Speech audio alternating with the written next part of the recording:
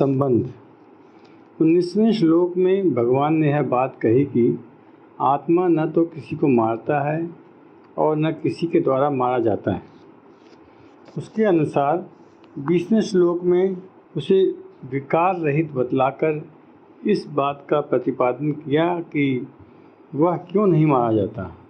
अब अकेले श्लोक में यह बतलाते हैं कि वह किसी को मारता क्यों नहीं है। वेदा विनाशिनं नित्यं येन मंजं व्ययं कथं स पुरुष पार्थकं घातयति हन्तिकम्। हे पृथ्यापुत्र अर्जुन, जो पुरुष इस आत्मा को नाश रहित, नित्य, अजन्मा और अव्यय जानता है, वह पुरुष कैसे किसी को मरवाता है और कैसे किसको मारता है। प्रश्न: इस श्लोक में भगवान के कथन का क्या अभिप्राय है? उत्तर: इसमें भगवान ने यह भाव दिखलाया है कि जो पुरुष आत्मस्वरूप को यथार्थ जान लेता है, जिसने इस तत्व का भली भांति अनुभव कर लिया है कि आत्मा अजन्मा, अविनाशी, अव्यय और नित्य है, वह कैसे किसी को मारता है और कैसे किसको मरवाता है।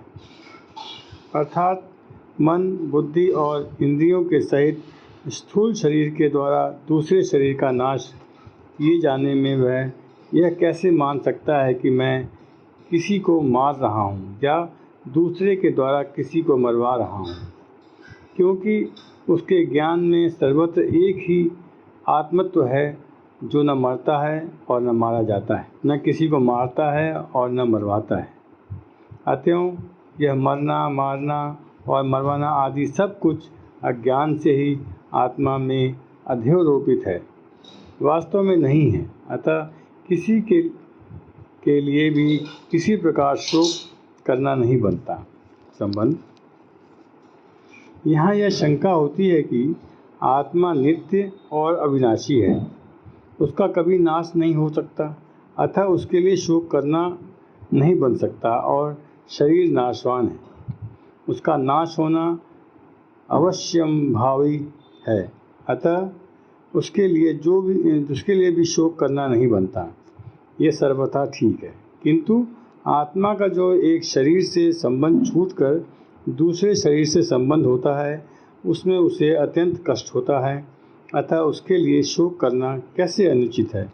इस पर कहते हैं, वासामसि जीर्णानि यथा विहाय नवानि गृहाति नरोपराणि तथा शरीराणि विहाय जीर्णान्यानि स याति नवानि देहि।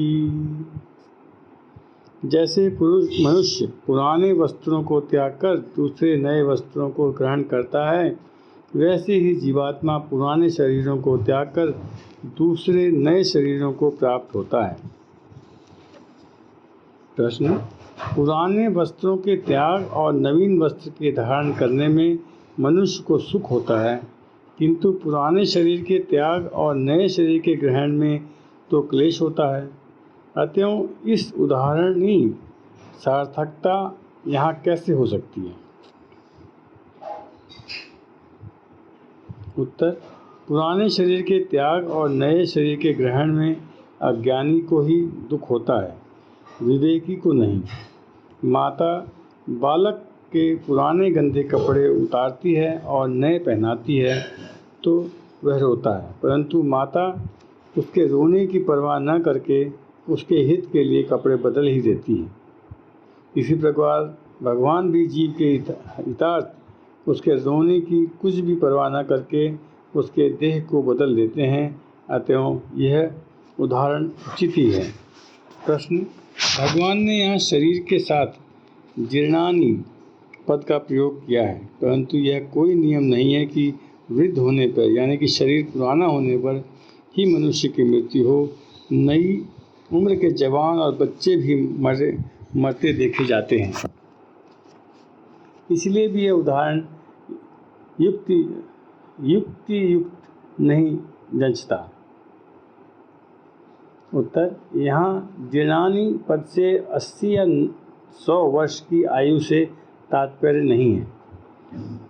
प्रारब्धवश युवा या बाल जिस किसी अवस्था में प्राणी मरता है वही उसकी आयु समझी जाती है और आयु की समाप्ति का नाम ही जीर्णावस्था है। अतएव यह उदाहरण सर्वथा युक्ति संगत है। प्रश्न, यहाँ वांसांसी और शरीराणी दोनों ही पद बहुवचन नांत हैं। कपड़ा बदलने वाला मनुष्य तो एक ही साथ भी 3-4 पुराने वस्त्र त्याग कर नए धारण कर सकता है, परंतु देही यानी जीवात्मा तो एक ही पुराने शरीर को छोड़कर दूसरे एक ही नए शरीर को प्राप्त होता है। एक साथ बहुत से शरीरों का त्याग या ग्रहण युक्ति से सिद्ध नहीं है। अतएव यहाँ शरीर के लिए बहुवचन का प्रयोग अनुचित प्रतीत होता है। उत्तर क, जीवात्मा अब तक न जाने कितने शरीर छोड़ चुका है और कितने नए धारण कर चुका है, तथा भविष्य में भी जब तक उसे तत्व ज्ञान न होगा तब तक न जाने कितने असंख्य पुराने शरीरों का त्याग और नए शरीर को धारण करता रहेगा। इसीलिए बहुवचन का प्रयोग किया गया है। ख, स्थूल, सूक्ष्म और कारण भेद से शरीर 3 हैं। जब जीवात्मा इस शरीर को छोड़कर दूसरे शरीर में जाता है तब ये तीनों ही शरीर बदल जाते हैं। मनुष्य जैसा कर्म करता है उसके अनुसार ही उसका स्वभाव यानी कि प्रकृति बदलता जाता है।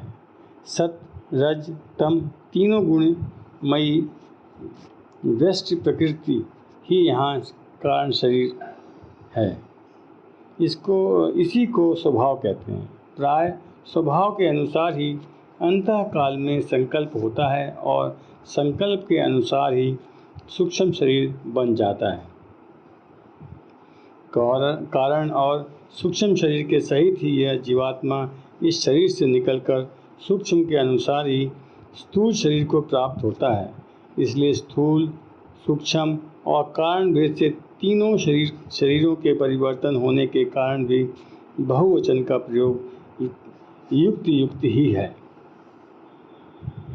प्रश्न, आत्मा तो अचल है, उसमें गमनागमन नहीं होता, फिर देही के दूसरे शरीर में जाने की बात कैसे कही गई? उत्तर, वास्तव में आत्मा अचल और अक्रिय होने के कारण उसका किसी भी हालत में गमनागमन नहीं होता, पर जैसे घड़े को एक मकान से दूसरे मकान में ले जाने के समय उसके भीतर के आकाश का अर्थात घटाक्ष का विघट के संबंध से गमनागमन सा प्रतीत होता है, वैसे ही सूक्ष्म शरीर का गमनागमन होने से उसके संबंध से आत्मा भी गमनागमन की प्रतीति होती है। अतएव लोगों को समझाने के लिए आत्मा में गमनागमन की औपचारिकता की कल्पना की जाती है। यहाँ देही शब्द देहाभिमानी चेतनावाचक है। अतएव देह के संबंध में उसमें भी गमनागमन होता सा प्रतीत होता है, इसलिए देही के अन्य शरीर में जाने की बात कही गई। प्रश्न, वस्त्रों के लिए गृहाति तथा शरीर के लिए संयाति कहा है। एक ही क्रिया से काम चल जाता, फिर 2 तरह का प्रयोग क्यों किया गया? उत्तर, गृहणति का मुख्य अर्थ ग्रहण करना है और संयाति का मुख्य अर्थ है गमन करना। वस्त्र ग्रहण किए जाते हैं, इसलिए यहाँ गृहति क्रिया दी गई है और शरीर को छोड़कर दूसरे शरीर में जाना प्रतीत होता है, इसलिए संयाति कहा गया है।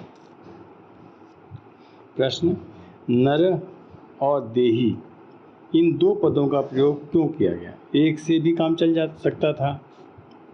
उत्तर, नरः पद मनुष्य मात्र का वाचक है और देही पद समस्त जीव समुदाय का, अतः दोनों ही सार्थक हैं, क्योंकि वस्त्र का ग्रहण या त्याग मनुष्य ही करता है, अन्य जीव नहीं। किंतु एक शरीर से दूसरे शरीर में गमनागमन सभी देह अभिमानी जीवों का होता है। इसीलिए वस्त्रों के साथ नर का तथा शरीर के साथ देही का प्रयोग किया गया है।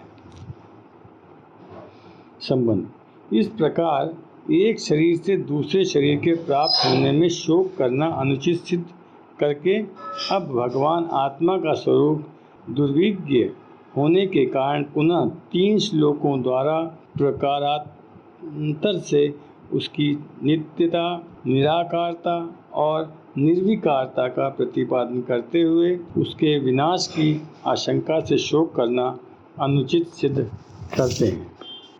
नैनं छिदन्ति शास्त्राणि नैनं दहति पावक न चैनं क्लेदयन्त्यापो न शोषयति मारुतः। इस आत्मा को शस्त्र नहीं काट सकते, इसको आग जला नहीं सकती, इसको जल नहीं गला सकता और वायु नहीं सुखा सकता। प्रश्न। इस श्लोक का क्या अभिप्राय है? उत्तर। अर्जुन शस्त्र अस्त्रों द्वारा अपने गुरुजन और भाई बंधुओं के नाश होने की आशंका से शोक कर रहे थे। अतः उनके शोक को दूर करने के लिए भगवान ने इस श्लोक में पृथ्वी आदि चारों भूतों को आत्मा का नाश करने में असमर्थ बतलाकर निर्विकार आत्मा का नित्यत्व और निराकारत्व सिद्ध किया है। अभिप्राय यह है कि श्लोकों के द्वारा शरीर को काटने पर भी आत्मा नहीं कटता, अगन्य शस्त्रों द्वारा शरीर को जला डालने पर भी आत्मा नहीं जलता, वर्णास्त्र से शरीर गला दिया जाने पर भी आत्मा नहीं गलता और वायव्य अस्त्र के द्वारा शरीर को सुखा दिया जाने पर भी आत्मा नहीं सूखता। शरीर अनित्य एवं साकार वस्तु है, आत्मा नित्य और निराकार है। अतः किसी भी अस्त्र शस्त्रादि पृथ्वी तत्व द्वारा या वायु, अग्नि और जल के द्वारा उसका नाश नहीं किया जा सकता।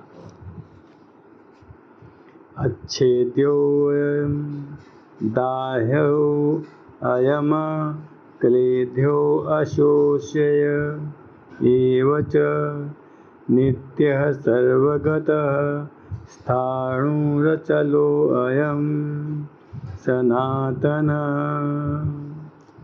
क्योंकि यह आत्मा अच्छेद्य है, यह आत्मा अदाह, अक्लेद्य और निसंदेह अशोष्य है तथा यह आत्मा नित्य, सर्वव्यापी, अचल, स्थित रहने वाला और सनातन है।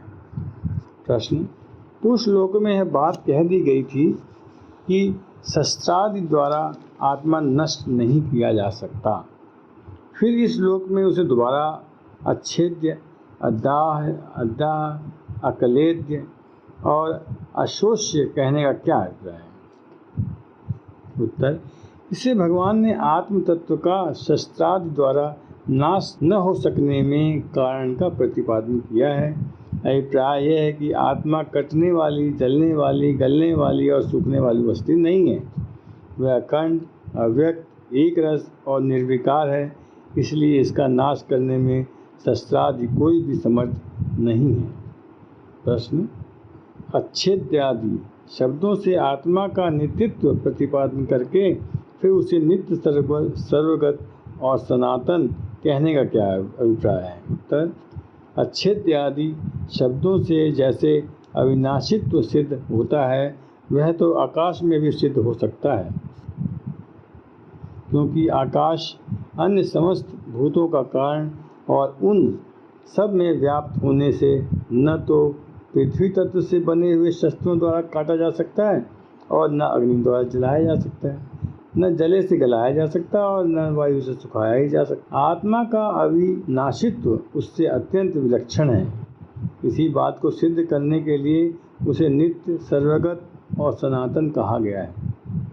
अभिप्राय यह है कि आकाश नित्य नहीं है, क्योंकि महाप्रलय में उसका नाश हो जाता है और आत्मा का कभी नाश नहीं होता, इसलिए वह नित्य है। आकाश सर्वव्यापी नहीं है, केवल अपने कार्य मात्र में व्याप्त है और आत्मा सर्वव्यापी है। आकाश सनातन, सदा से रहने वाला, अनादि नहीं है, और आत्मा सनातन है, अनादि। इस प्रकार उपयुक्त शब्दों द्वारा आकाश से आत्मा की अत्यंत विलक्षणता दिखलाई गई है। प्रश्न, आत्मा को स्थाणु और अचल कहने का क्या भाव है? उत्तर, इससे आत्मा में चलना और हिलना दोनों क्रियाओं का अभाव दिखलाया है। एक ही स्थान में स्थित रहते हुए कांपते रहना हिलना है और एक जगह से दूसरी जगह जाना चलना है। इन दोनों क्रियाओं का ही आत्मा में अभाव है। वह न हिलता है और न चलता ही है, क्योंकि वह सर्वव्यापी है, कोई भी स्थान उससे खाली नहीं। अव्यक्तो अयमी चिंतयो अयमविकार्यो अयमुच्यते तास्मदेवं विदितवैनं नानुशोचितुर्हसि। यह आत्मा अव्यक्त है, यह आत्मा अचिंत्य है और यह आत्मा विकार रहित कहा जाता है।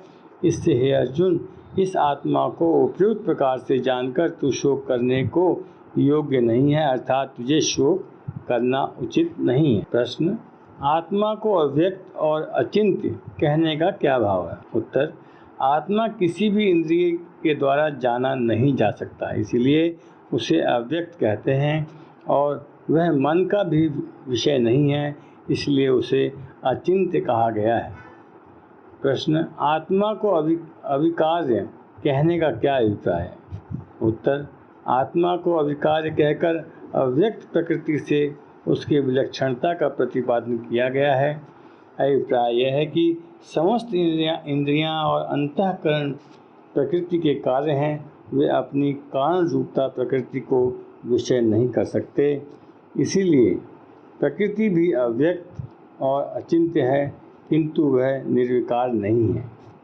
उसमें विकार होता है और आत्मा में कभी किसी भी अवस्था में विकार नहीं होता। अतएव प्रकृति से आत्मा अत्यंत विलक्षण है। प्रश्न, इस आत्मा को उपयुक्त प्रकार से जानकर तुझे शोक करना उचित नहीं है, इस कथन का क्या अभिप्राय है? उत्तर, इससे यह भाव दिखलाया है कि आत्मा को उपयुक्त प्रकार से नित्य, सर्वगत, अचल, सनातन, अव्यक्त, अचिंत्य और निर्विकार जान लेने के बाद उसके लिए शोक करना नहीं बन सकता। संबंध, उपयुक्त श्लोकों में भगवान ने आत्मा को अजन्मा और अविनाशी बतलाकर उसके लिए शोक करना अनुचित सिद्ध किया। अब दो श्लोकों द्वारा आत्मा को औपचारिकता रूप से जन्म में मरने वाला मानने पर भी उसके लिए शोक करना अनुचित है, ऐसा सिद्ध करते हैं। अतः चैनम नित्यांतम नित्यं वा मनसे मृतं तदापि त्वं महाबाहो नैवं शोचितुर्हसि। किंतु यदि तू इस आत्मा को सदा जन्मने वाला तथा सदा मरने वाला मानता हो, तो भी हे महाबाहो, तू इस प्रकार शोक करने को योग्य नहीं है। प्रश्न, अथ और च दोनों अव्यय यहाँ किस अर्थ में हैं, और इनके सहित इसको तू सदा जन्मने वाला और सदा मरने वाला मानता हो तो भी तुझे शोक करना उचित नहीं है, इस वाक्य का क्या अभिप्राय है? उत्तर, अथ और च दोनों अव्यय यहाँ औपचारिकता स्वीकृति के बोधक हैं।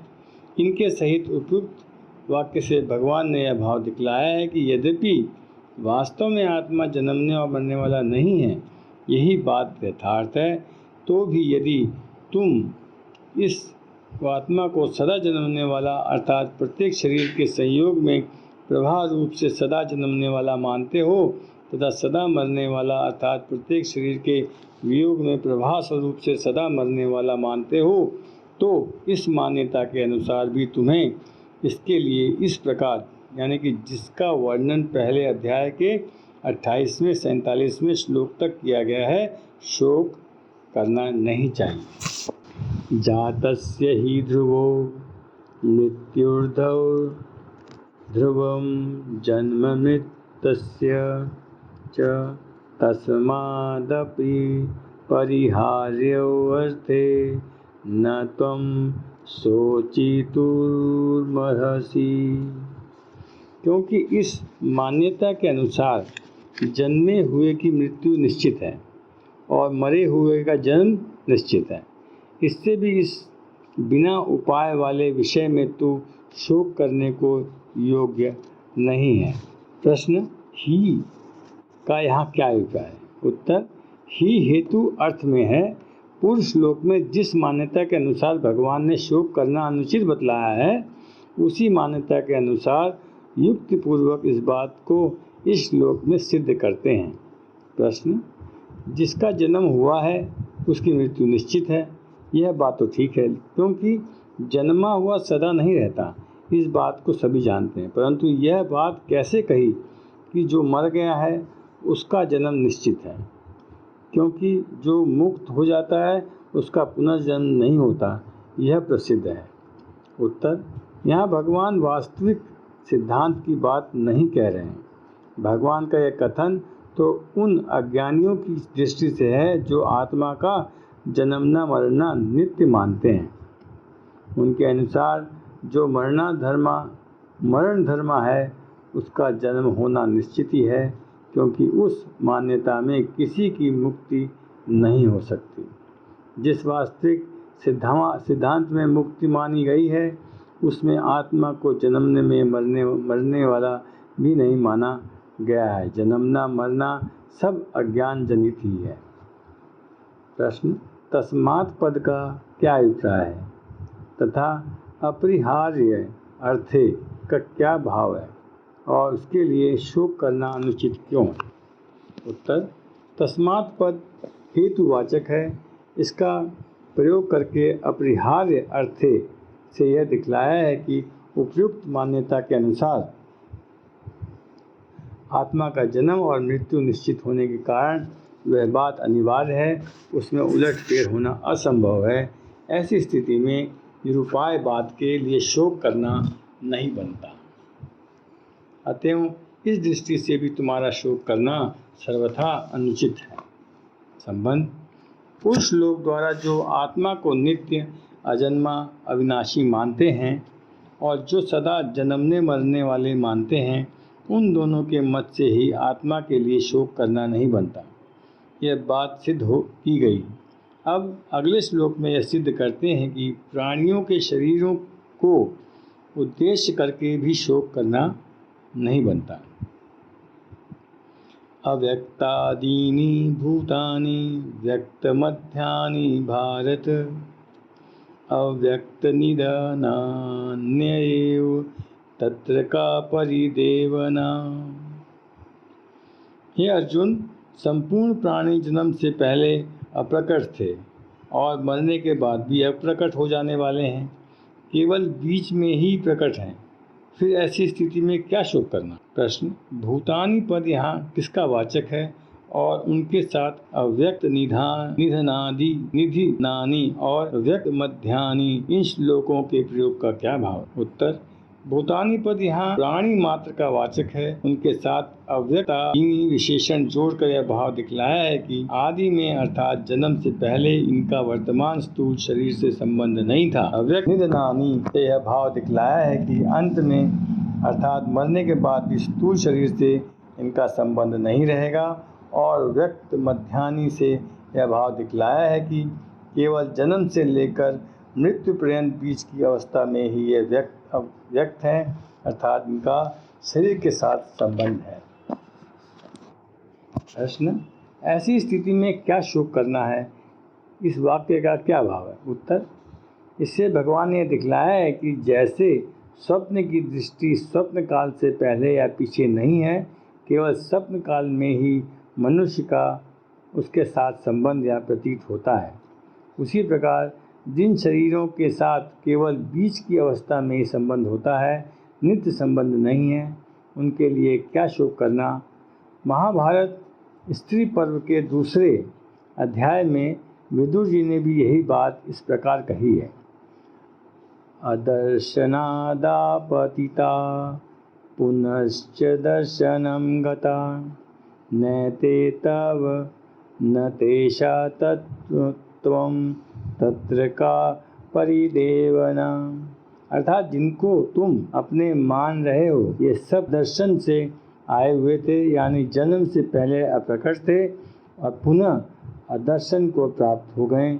अतः वास्तव में न ये दूसरे हैं, न ये तुम्हारे हैं और न तुम इनके हो। फिर इस विषय में शोक कैसा? संबंध आत्मतत्व अत्यंत दुर्बोध होने के कारण उसे समझाने के लिए भगवान ने उपयुक्त श्लोक द्वारा भिन्न भिन्न प्रकार से उसके स्वरूप का वर्णन किया। अब अगले श्लोक में उस आत्म तत्व के दर्शन, वर्णन और श्रवण की अलौकिकता और दुर्लभता का निरूपण करते हैं। आश्चर्यवत् पश्यति कश्चिदेनमाश्चर्यवद्वर्तति तथैव चान्यः आश्चर्यवचनेन मन्यः शृणोति श्रुत्वापैनं वेद न चैव कश्चित्। कोई एक महापुरुष ही इस आत्मा को आश्चर्य की भांति देखता है और वैसे ही दूसरा कोई महापुरुष ही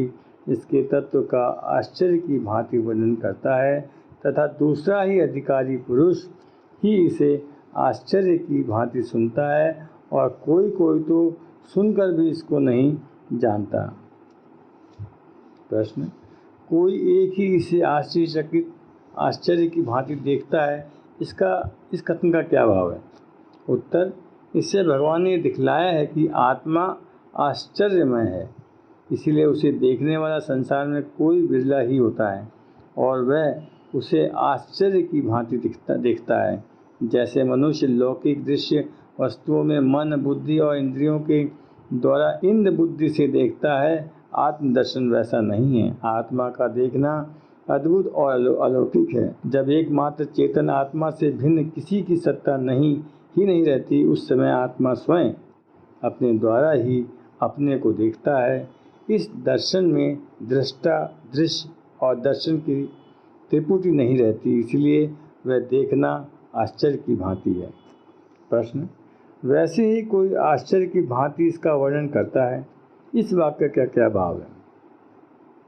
उत्तर, इससे भगवान ने भाव दिखलाया है कि आत्म साक्षात कर चुकने वाले सभी ब्रह्मनिष्ठ पुरुष दूसरों को समझाने के लिए आत्मा के स्वरूप का वर्णन नहीं कर सकते। जो महापुरुष परमात्म तत्व को भली भांति जानने वाले और वेद शास्त्र के ज्ञाता होते हैं, वे ही आत्मा का वर्णन कर सकते हैं और उनका वर्णन करना ही आश्चर्य की भांति होता है। अर्थात जैसे किसी को समझाने के लिए लौकिक वस्तु के स्वरूप का वर्णन किया जाता है, उस प्रकार आत्मा का वर्णन नहीं किया जा सकता। उसका वर्ण लौकिक और अद्भुत होता है। जितने भी उदाहरण से आत्म तत्व समझाया जाता है, उनमें से कोई भी असाधारण पूर्ण रूप से आत्म तत्व को समझाने वाला नहीं है। उसके किसी एक अंश को भी उदाहरण द्वारा समझाया जाता है, क्योंकि आत्मा के सदृश अन्य कोई वस्तु है ही नहीं।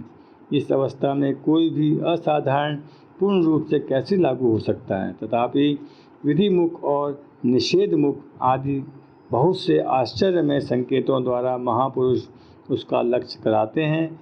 यही उनका आश्चर्य की भांति वर्णन करना है। वास्तव में आत्मा वाणी का अविषय होने के कारण स्पष्ट शब्दों में वाणी द्वारा उसका वर्णन नहीं हो सकता। प्रश्न, दूसरा इसको आश्चर्य की भांति सुनता है, इस कथन का क्या भाव है? उत्तर, इस कथन से भगवान ने यह भाव दिखलाया है कि इस आत्मा के वर्णन को सुनने वाला सदाचारी, शुद्ध चित्त, श्रद्धालु, आस्तिक पुरुष ही भी कोई बिरला ही होता है और उसका सुनना और आश्चर्य की भांति है। अर्थात जिन पदार्थों को वह पहले सत्य स्वरूप और रमणीय समझता था तथा जिन शरीर आदि को अपना स्वरूप मानता था, उन सबको अनित्य, नाशवान, दुखरूप और जड़ तथा आत्मा को उनसे सर्वथा विलक्षण सुनकर उसे बड़ा भारी आश्चर्य होता है, क्योंकि वह तत्व उसका पहले कभी सुना या समझा हुआ नहीं होता तथा किसी भी लौकिक वस्तु से उसकी समानता नहीं होती। इस कारण वह उसे बहुत ही अद्भुत मालूम होता है तथा वह उस तत्व को तन्मय होकर सुनता है और सुनकर मूर्छ सा हो जाता है। उसकी वृत्तियाँ दूसरी ओर नहीं जाती। यही उसका आश्चर्य की भांति सुनना है। प्रश्न, कोई कोई सुनकर भी इसको नहीं जानता, इस वाक्य का क्या अर्थ है? उत्तर, इसे भगवान ने भाव दिखलाया है कि अंतःकरण में पूर्ण श्रद्धा और अस्तिक भाव नहीं होता, जिसकी बुद्धि शुद्ध और सूक्ष्म नहीं होती, ऐसा मनुष्य इस आत्म तत्व को सुनकर भी संशय और विपरीत भाव के कारण इसके स्वरूप को यथार्थ नहीं समझ सकता। अतएव इस आत्म तत्व का समझना अनधिकारी के लिए बड़ा ही दुर्लभ है। प्रश्न, आश्चर्यवत पद का यहाँ आत्मा का विशेषण है या उससे देखने, कहने और सुनने वाले का अथवा देखना वर्णन करता है और श्रवण करना इस क्रिया का? उत्तर, आश्चर्यवत पद यहाँ देखना, सुनना आदि क्रियाओं का विशेषण। क्रिया विशेषण होने से उसका भाव कर्ता और कर्म में अपने आप ही आ जाता है।